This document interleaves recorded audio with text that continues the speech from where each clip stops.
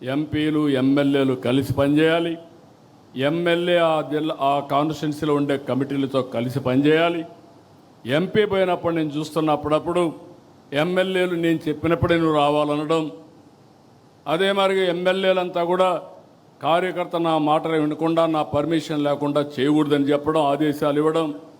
అంటే ఈయన పర్మిషన్ లేకపోతే మండల పార్టీ ప్రెసిడెంట్ పనిచేయకూడదు, క్లస్టర్ పనిచేయకూడదు, యూనిట్ పనిచేయకూడదు. ఒకవేళ ఎంపీ వచ్చినా అక్కడ ఎవరు ఈయన రిసీవ్ చేసుకోకూడదు ఆయన చెప్పే వరకు. ఇది మంచి పద్ధతి కాదు. ఒకప్పుడు తెలుగుదేశం పార్టీ ఒక ఉన్నతమైన సాంప్రదాయాలతో, ఒక మండల పార్టీ ఎన్నిక ఎమ్మెల్యేకి సంబంధం లేదు, ఆ మీటింగ్లో ఆయన ఉండడు. అందరినీ కూర్చొని సెలెక్ట్ చేసి ఎవరైతే మండల పార్టీ ప్రెసిడెంట్ ఉన్నాడో ఆ పార్టీ అధ్యక్షుడితో ఆయన పనిచేయించుకోవాలంతే. అలాంటి సాంప్రదాయాలు ఉండే పార్టీ అందుకే ఈరోజు నిలబడింది. లేకపోతే ఇంకోటి కూడా చెప్తున్నా, మీరందరూ గుర్తుపెట్టుకోవాలి, తెలుగుదేశం పార్టీ కార్యకర్తలు మాతో ఉంటారనుకుంటారు. మీరు అధికారంలో ఉన్నంత వరకు ఉంటారు, టికెట్ ఇస్తే మీతో ఉంటారు, టికెట్ ఇవ్వని మరుక్షణం తెలుగుదేశం పార్టీతో ఉంటారు, ఆ జెండాకే పనిచేస్తారు. నేను చాలా ఎన్నికల్లో చూశా, నాట్ 1 or 2 ఎలక్షన్స్, 9 ఎన్నికల్లో చూశా, 45 ఏళ్లుగా చూస్తున్నా. అది తెలుగుదేశం పార్టీ కార్యకర్త యొక్క విశిష్టత అని చెప్పి కూడా నేను మీకు తెలియజేస్తున్నా. ప్రజా సమస్యలు పరిష్కారం చేయడంలో కూడా మనం చాలా వరకు జాగ్రత్తగా ఉండాలి, ఓపికగా తీసుకోవాలి. ఇక్కడ కానీ జిల్లాల్లో కానీ మీరు ఇవన్నీ తీసుకుని ఎక్కడికక్కడ ఇవన్నీ పరిష్కారం చేయాలి. ఇంకొక పక్కన మనం పెట్టే కార్యక్రమాలన్నీ ఏదైనా చిన్న చిన్న సమస్యలుంటే దాన్ని ఇంకా ఏ విధంగా ఇంప్రూవ్ చేయగలుగుతామో దానికి కూడా మీరు దోహదం చేయాల్సిన అవసరం ఉంది. ప్రతి ఒక్క నాయకుడిని ఈరోజు మిమ్మల్ని ఒకటే కోరుతున్నా, మన వల్ల పార్టీ ప్రతిష్ట పెరగాలి. సీనియర్స్ కూడా కోరుతున్నా, ఈ పర్వాలేదు తర్వాత చూసుకుందాం, నా ఇష్ట ప్రకారం చేద్దామంటే మనం పార్టీకి అన్యాయం చేసిన వాళ్ళు అవుతాం. చివరిగా చెప్తున్నా, పార్టీ గౌరవాన్ని పెంచేలా, ప్రభుత్వ ప్రతిష్ట పెంచేలా మీరందరూ కూడా పనిచేయాలి. పార్టీ శాశ్వతంగా ఉండాలి, అధికారంతోనే ఉండాలి. తెలుగుదేశం బాగుంటే రాష్ట్రం బాగుంటుంది, ప్రజల భవిష్యత్తు బాగుంటుంది. మళ్ళీ వైకుంఠపాళి అవుతే పైకెక్కడం దిగడం ఇదే సరిపోతుంది. నేను చూశాను, ఇదే కానీ 2014 నుంచి 19 వరకు కానీ కంటిన్యూ అయినట్టు 19, 24 కానీ ఉంటే ఆ రోజే పోలవరం పూర్తయ్యేది, అమరావతికి ఒక షేప్ వచ్చేది, రాష్ట్రం నెక్స్ట్ లెవెల్కి వెళ్ళేది. ఒక చిన్న ఉదాహరణ చెప్తున్నాను. విభజన జరిగింది, తెలంగాణకు మనకు వనరులు చూసాం. ఆ రోజు 58% ఆంధ్రప్రదేశ్ జనాభా, 42% తెలంగాణ జనాభా. వాళ్ళ ఆదాయం 55%, మన ఆదాయం 45%. అక్కడి నుంచి మనం కష్టపడి 5 ఏళ్లలో చిన్న రాష్ట్రం, డెవలప్ అయిన రాష్ట్రం హైదరాబాద్ ఉంది, కానీ వాళ్ళకంటే 2% పెంచాం. మనం 47%కి వచ్చాం, వాళ్ళు 53%కి వచ్చారు. 5 ఏళ్ళు ఈ పాలనలో మీరు చూస్తే ఈరోజు వాళ్ళు 60%కి అయ్యారు, మనం 40%కి వచ్చాం. సో విభజన రోజు ఉండే దానికంటే 5% తగ్గించేశారు, వాళ్ళు 5% పెరిగారు. మనం ఉన్నప్పుడు ఆ గ్యాప్ని 2% పెంచి 6% చేస్తే ఇప్పుడు 20% అయిపోయింది. 20% వనరుల్లో వాళ్లకు మనకు వ్యత్యాసం ఉందంటే ఒక ప్రభుత్వం యొక్క పరిపాలన, ఆ ప్రభుత్వం యొక్క విధ్వంసం, ఈ విషయాలు మీరు గుర్తుపెట్టుకోవాల్సిన అవసరం ఉంది. ఇది పదే మీరు స్టడీ చేయాలి, మీరు అర్థం చేసుకోవాలి. మీరందరూ కూడా చాలా బిజీగా ఉంటాం, నేను కూడా బిజీనే. కానీ వీడికి వచ్చినప్పుడు నేను ఏం మాట్లాడాలని ఆలోచించుకొని వచ్చా, కానీ మీరు అది కూడా ఆలోచించకుండా మాట్లాడతారు, అది ప్రమాదం. This is where I'm asking all of you. దృష్టి పెట్టండి, మీరు ఆలోచించండి.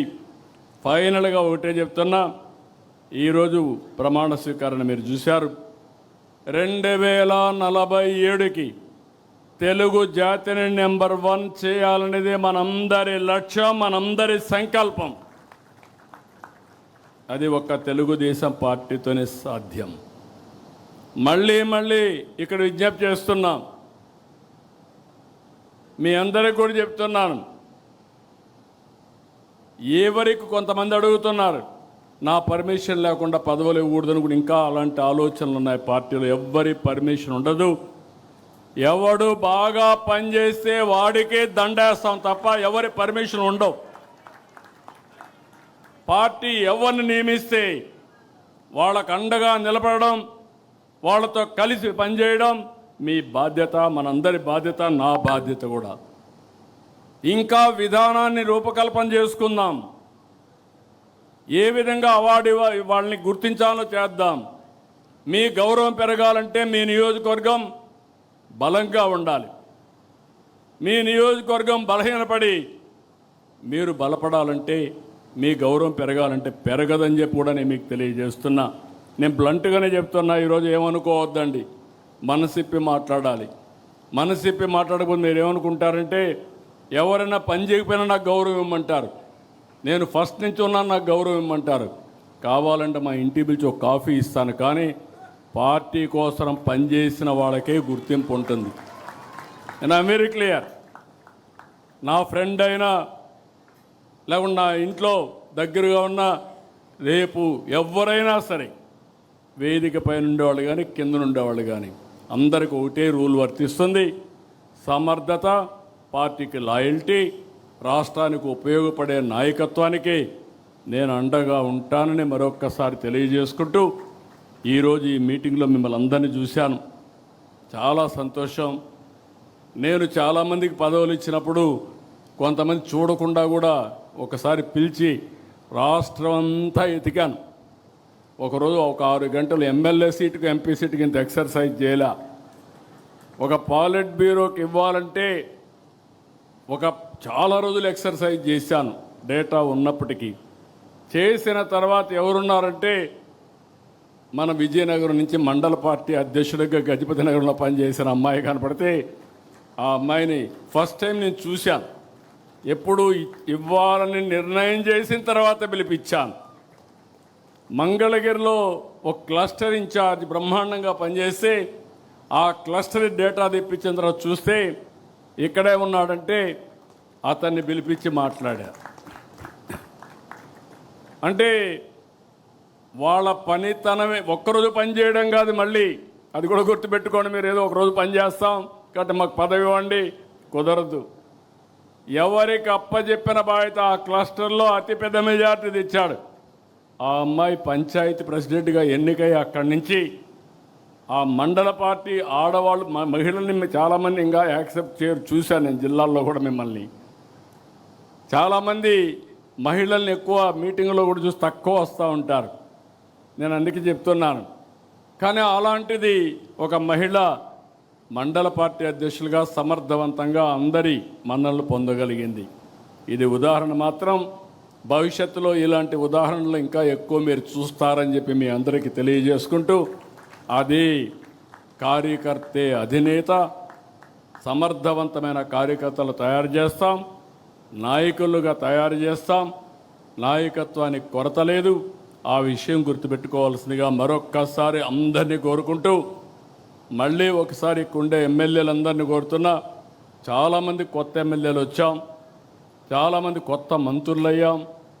కానీ వాళ్ళందరినీ ఒకటే విజ్ఞప్తి చేస్తున్నా, మీకు అన్నీ తెలుసని. ఎంపీలు కూడా కొత్తగా వచ్చాం, ఆ విషయం కూడా గుర్తుపెట్టుకోవాల్సిన అవసరం. ఎమ్మెల్యేలే కాదు, ఎంపీలు కూడా.